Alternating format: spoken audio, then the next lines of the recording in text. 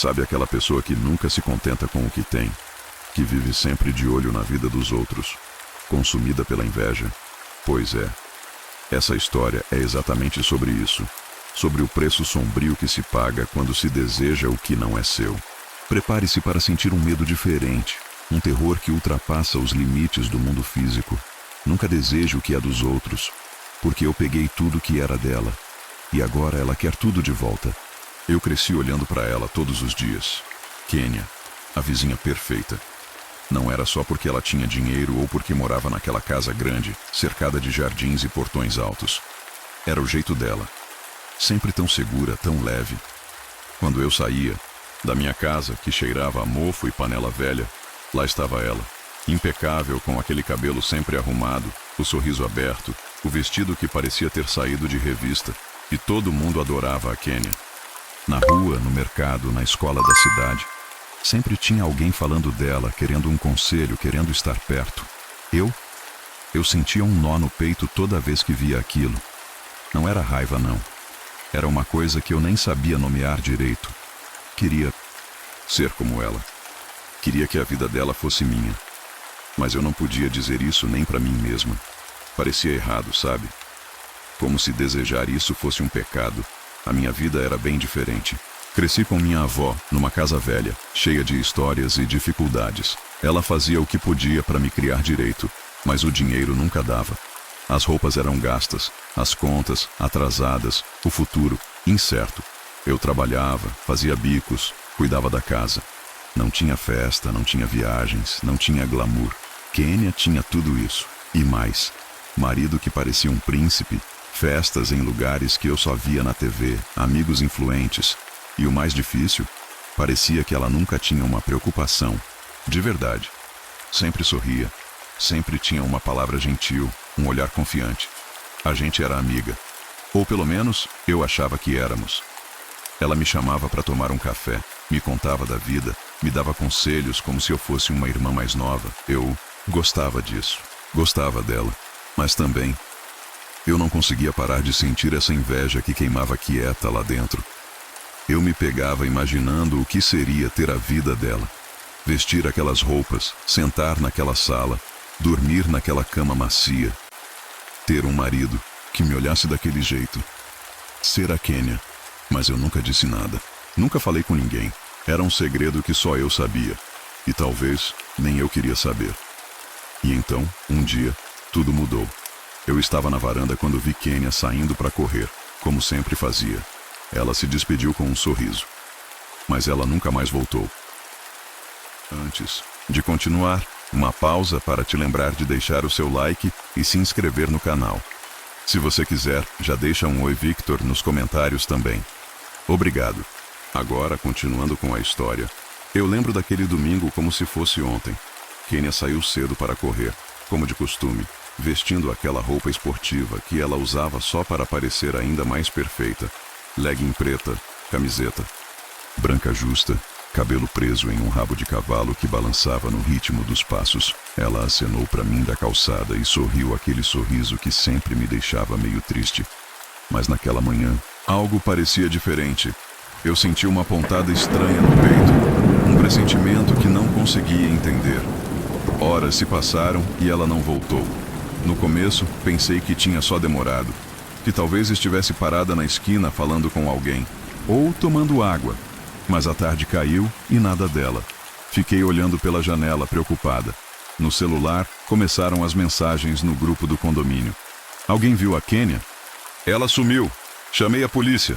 Cadê Roberto? E foi aí que a coisa começou a ficar séria. Os vizinhos começaram a se reunir, os cães farejaram o bosque perto do condomínio. Homens com lanternas vasculharam ruas e becos. Era como se uma sombra tivesse engolido a Kênia no ar. O marido dela, Roberto, estava arrasado. Nos dias seguintes, ele aparecia na porta da casa dela, sem saber o que fazer. Com os olhos inchados de tanto chorar, ele me pediu ajuda. Disse que precisava de alguém que estivesse perto dela. Alguém em quem pudesse confiar para cuidar das coisas, da casa, dos amigos. Eu disse que sim.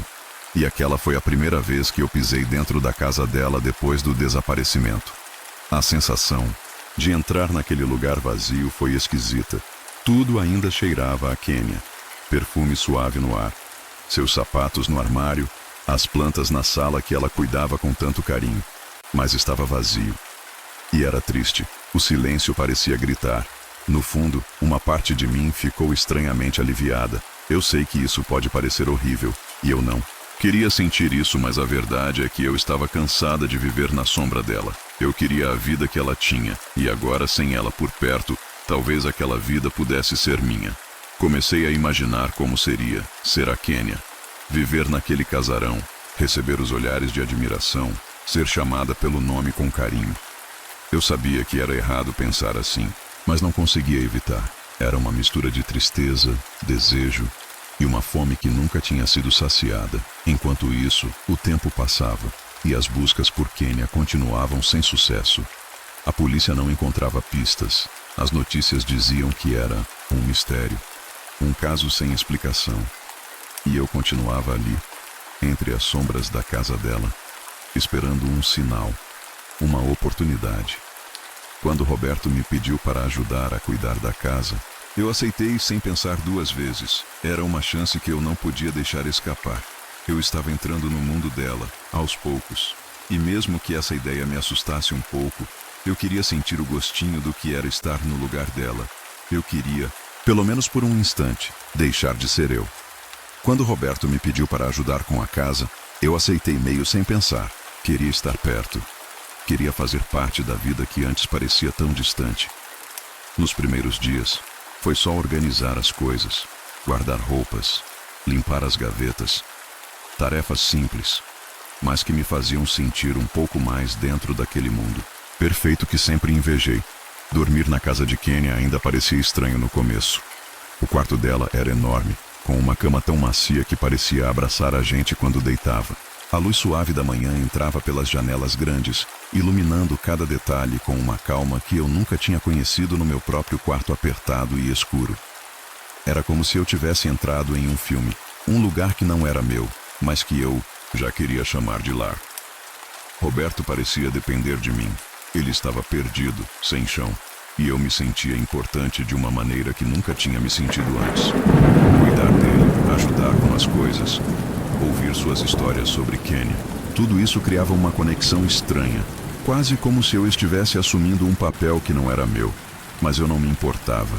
Na verdade, gostava. Com o passar das semanas, comecei a passar cada vez mais tempo naquela casa. Troquei as plantas, arrumei a cozinha, comprei algumas flores para a varanda. Era um jeito de deixar minha marca naquele lugar, mesmo que ninguém dissesse nada. A casa parecia se abrir para mim, como se estivesse me aceitando, me convidando a ficar. Roberto me convidou para jantar algumas vezes.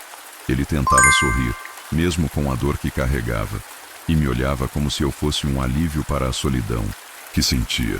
Eu sabia que não podia substituir Kenya, mas também sabia que, de algum jeito, estava preenchendo aquele vazio.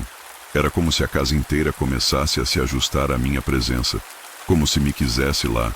Eu me sentia diferente. Pela primeira vez, acreditava que merecia algo melhor, que poderia ter uma vida com conforto, segurança e reconhecimento. Sentia que as portas estavam se abrindo para mim, que finalmente estava deixando para trás tudo o que me fazia sentir pequena. Mas não era só isso. No fundo, algo inquietava minha mente. Um medo que eu não conseguia nomear direito. Por vezes, quando entrava em alguns cômodos, sentia um arrepio, como se alguém me observasse. À noite, às vezes, acordava com a sensação de que alguém tinha passado por perto da cama. Eu tentava afastar esses pensamentos, dizendo que era minha imaginação, o cansaço, o estresse. Mesmo assim, eu sabia que algo estava diferente naquela casa. A energia parecia viva, como se as paredes guardassem segredos que eu ainda não podia entender. A cada dia que passava, a linha entre o que era meu e o que era dela começava a se confundir na minha cabeça. Eu estava vivendo o sonho que tive durante tanto tempo, mas esse sonho tinha um preço que eu ainda não via. Quando finalmente me mudei para lá de vez, já não pensava mais em voltar para a minha casa pequena e escura. Aquela casa enorme, com seus móveis elegantes e paredes cheias de lembranças, era o meu mundo agora. Eu era a dona daquilo, pelo menos era o que eu pensava. E por um tempo, tudo parecia perfeito. Mas no silêncio da noite, eu sentia que algo me espreitava. Algo que não queria me deixar em paz. Algo que ainda não tinha partido. No começo, eu tentei ignorar. Pequenas coisas que pareciam bobas, mas que me deixavam com um frio na espinha. Como o batom vermelho que encontrei na pia do banheiro uma manhã, mesmo depois de ter jogado fora aquele mesmo batom que Kenya sempre usava. Eu nem sabia por que aquele detalhe me assustava tanto, mas não conseguia tirar da cabeça. Depois vieram os espelhos. Às vezes, quando passava, via um reflexo que não era meu. Um movimento sutil, um olhar diferente que sumia assim que eu tentava focar. Era como se algo, ou alguém, estivesse ali, só esperando eu reparar. Tentava me convencer de que era coisa da minha cabeça, que era o cansaço, o estresse acumulado. Mas não era fácil. O abajur do quarto dela começou a acender sozinho. Durante a noite, mesmo com a lâmpada queimada, eu desligava, mas ele insistia em acender, como se quisesse me mostrar alguma coisa. Aquela luz fraca e tremeluzente criava sombras que pareciam se mover pelas paredes, sussurrando segredos que eu não entendia. As plantas mortas que eu tentei cuidar, que ninguém esperava que voltassem a florescer, começaram a abrir brotos verdes, quase como se Kenya estivesse tentando ressuscitar algum pedaço daquela casa. Foi um misto de esperança e medo que me invadiu naquele momento. O que aquilo significava? Por que as coisas reagiam assim? E as noites? As noites eram as piores. Eu ouvia passos nos corredores, portas se abrindo e fechando sozinhas, suspiros baixos que pareciam vir de dentro das paredes. Uma noite, acordei com a sensação de que alguém estava sentado na beirada da minha cama, mas quando abri os olhos, não havia nada, só o silêncio e meu coração acelerado. Eu tentei falar com Roberto sobre isso, mas ele sempre desviava o assunto, dizendo que eu estava cansada demais, que precisava descansar. Talvez ele estivesse certo, ou talvez estivesse escondendo algo que não queria que eu soubesse. Isso me deixou ainda mais inquieta. Apesar de tudo, eu não queria sair daquela casa. Era como se ela me tivesse enfeitiçado, me prendido de um jeito que eu não conseguia explicar. Eu sabia que aquilo não era só uma coincidência, que havia algo mais profundo acontecendo ali, algo ligado a Kenya, ao passado dela, aquilo que eu havia tomado para mim. Eu me sentia observada, perseguida por uma presença invisível que me lembrava, a cada momento, que aquela casa nunca seria só minha. Era a casa dela, e ela ainda estava aqui. Mas eu não queria admitir isso. Ainda não. Eu queria acreditar que podia ficar ali para sempre, que aquela vida finalmente era minha para viver. Eu queria me sentir dona daquilo tudo, mas, por dentro, algo dizia que eu estava brincando com fogo. Eu já não aguentava mais aquela sensação de estar sendo observada o tempo todo. Aquilo me consumia. Foi quando minha avó me falou da Dona Cida, uma benzedeira velha que morava lá no bairro, conhecida por resolver problemas que ninguém mais conseguia. No começo, eu resisti. Achei que tudo não passava de paranoia, fruto do meu cansaço. Mas quando os sonhos começaram a ficar mais intensos, com aquela mulher olhando fixamente para mim, com olhos vazios e um sorriso frio, eu soube que precisava de ajuda. Peguei uma foto de Kenya, que achei no fundo da gaveta dela, e fui até a casa da Dona Cida. Quando cheguei, a casa dela tinha aquele cheiro forte de ervas secas e madeira velha. A luz era fraca, e ela me recebeu com um olhar que parecia enxergar dentro da minha alma. Mostrei a foto de Kenya. Contei um pouco do que estava acontecendo, sem esconder nada.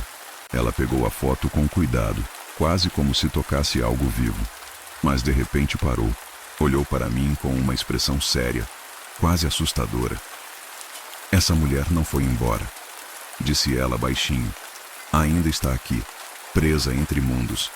Você não devia estar no lugar dela. Pegou o que não era seu, e isso vai cobrar o preço. Eu tentei argumentar, falar que não tinha feito nada errado, que só queria um lugar para viver. Mas ela balançou a cabeça. Inveja é um sentimento perigoso, menina. Ela consome quem sente e corrói o que foi roubado. Se não devolver, vai acabar presa aí dentro, trocando de lugar com ela para sempre. Aquelas palavras caíram como uma bomba no meu peito. Eu queria rir, dizer que era besteira, mas a voz dela era firme demais, e um frio percorreu minha espinha.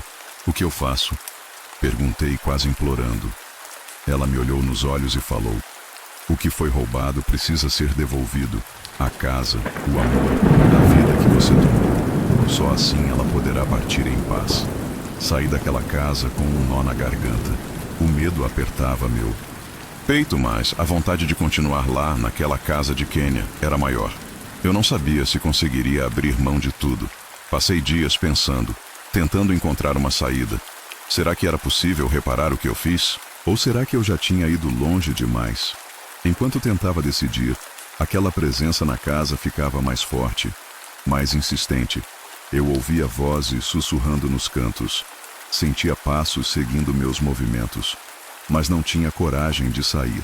A casa me chamava, me prendia. E eu já não sabia mais quem eu era.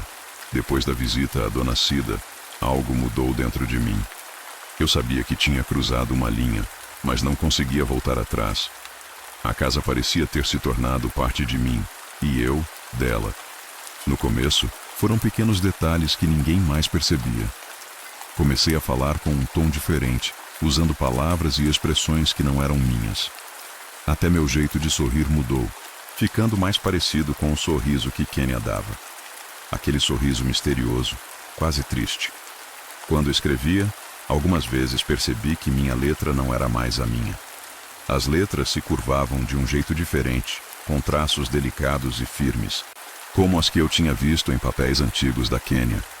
Era como se uma outra pessoa tivesse começado a morar dentro de mim, tomando meu corpo e minha mente aos poucos. Roberto notou também. Ele me olhava estranho, confuso, e às vezes me chamava pelo nome dela, sem perceber que estava me confundindo.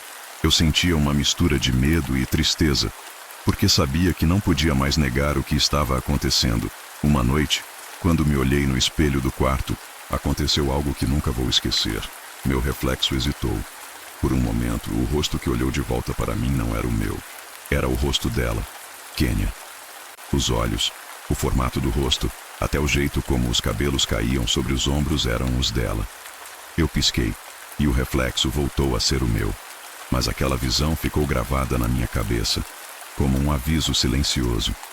Comecei a ter sonhos estranhos, como se minha mente estivesse dividida entre duas pessoas. Sonhava com lugares que nunca vi, com momentos da vida dela que eu não poderia conhecer. Às vezes, acordava chorando, sem saber se era eu ou ela que sentia aquela dor profunda. O mais assustador era a sensação constante de que alguém me observava, mesmo quando eu estava sozinho. A casa que antes parecia um refúgio, agora parecia uma prisão. Eu tentava fugir, sair dali, mas algo me segurava, como correntes invisíveis. Tentei conversar com Roberto sobre isso, contar o que estava sentindo, mas as palavras não saíam. Ele também parecia cada vez mais distante, preso em sua própria dor e confusão. Era como se estivéssemos vivendo vidas paralelas, presos naquele lugar que não era totalmente nosso. Eu sentia minha identidade escorrendo pelos dedos, desaparecendo pouco a pouco. Era uma sensação desesperadora, como se eu estivesse me afogando dentro do próprio corpo. E mesmo assim, eu não conseguia partir.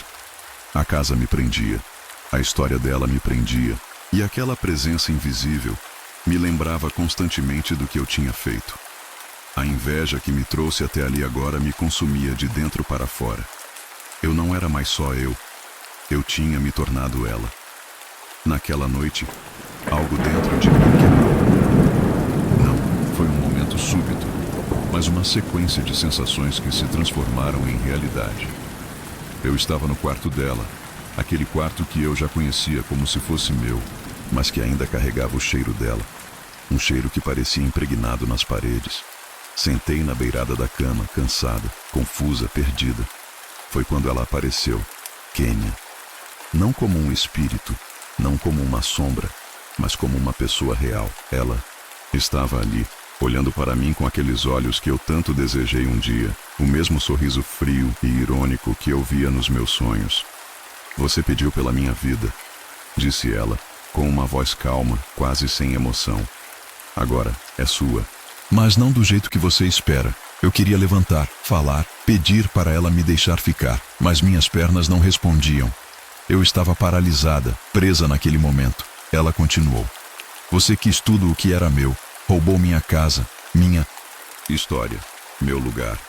Mas esqueceu que nem tudo pode ser tirado sem pagar um preço. Eu senti meu coração acelerar, uma mistura de medo e culpa invadindo cada parte do meu corpo.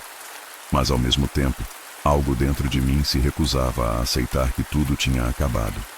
Ela se aproximou lentamente. A luz do abajur iluminava seu rosto, revelando uma expressão de vitória silenciosa. Você vai ter o que pediu, disse ela, quase como um sussurro. A casa, o marido, o que sobrou da minha vida. Então, tudo escureceu. Quando acordei, não sabia onde estava. Meus sentidos estavam confusos. Meu corpo parecia estranho, como se tivesse mudado. Quando olhei no espelho, o choque foi imediato. O rosto que refletia não era o meu. Era o dela. Eu não era mais eu. Eu estava presa dentro de um corpo que não me obedecia completamente. Minha mente lutava contra a dela, mas a sensação era de estar afundando, desaparecendo. As vozes, as memórias, os sentimentos dela começaram a invadir minha consciência, e eu sabia que a troca havia sido feita. Agora, eu vivia como Kenya, mas não era ela, era uma sombra de mim mesma, perdida entre o que fui e o que me tornei. A casa, que antes parecia um refúgio, era agora minha prisão. E ela, aquela mulher que eu invejei tanto, tinha me condenado a viver seu lugar, não como vítima, mas como prisioneira. Acordar e não ser mais eu mesma foi o começo do meu verdadeiro pesadelo. Eu vivia no corpo dela, Kenya, mas minha mente, minha essência verdadeira, estava presa em algum lugar escuro e distante, invisível para todos, exceto para mim. As pessoas me tratavam como ela, esperavam que eu sorrisse daquele jeito, que fosse a dona da casa, a esposa perfeita. Mas dentro de mim, uma voz clamava por socorro, uma voz que ninguém conseguia ouvir. A casa que antes parecia acolhedora, tornou-se uma prisão sufocante. Cada cômodo, cada objeto, parecia me lembrar que eu não era a dona daquela vida. Eu não tinha mais controle do meu corpo, dos meus pensamentos. Era como estar presa num sonho ruim do qual eu não conseguia acordar. Roberto continuava lá, mas seu olhar estava vazio, como se sentisse que algo estava errado, mas não soubesse o que. Eu tentava dizer, mas as palavras não saíam da minha boca. Era um silêncio cruel, uma tortura invisível. Todas as noites, quando tudo ficava quieto, eu ouvia a minha voz verdadeira sussurrando de dentro da minha cabeça. Era um sussurro de medo, arrependimento e dor. Tentava agarrar aquela voz, mas ela se distanciava cada vez mais. Eu entendi, finalmente, o preço da inveja. Querer o que é dos outros pode custar muito mais do que se imagina. Eu havia pegado tudo o que era dela, sim, mas o que eu não sabia era que, no fim, o que é dos outros nunca deixa de ser deles. Minha alma ficou presa entre mundos, entre a vida que roubei e a vida que perdi. E essa casa, que um dia foi o sonho que persegui, tornou-se meu castelo de sombras. Eu sou a Kenya agora, mas também não sou. Estou aqui, mas não pertenço a este lugar. E a cada dia que passa, a dor de ter feito aquela escolha errada só aumenta. Nunca deseje o que é dos outros. Nunca tome para si o que não foi dado, porque às vezes, o que é deles nunca deixou de ser. E a justiça, de um jeito ou de outro, sempre chega. Se você gostou dessa história sombria sobre inveja e suas consequências, não esqueça de deixar o seu like. Isso ajuda muito o canal a crescer. Quero saber. Você já sentiu inveja ou conheceu alguém que vive assim? Conta pra gente nos comentários. Vou ler cada um. E se ainda não é inscrito, aproveita para se inscrever e ativar o sininho para não perder nenhum dos nossos relatos de terror, que vão te arrepiar. Um abraço do Victor e até o próximo vídeo.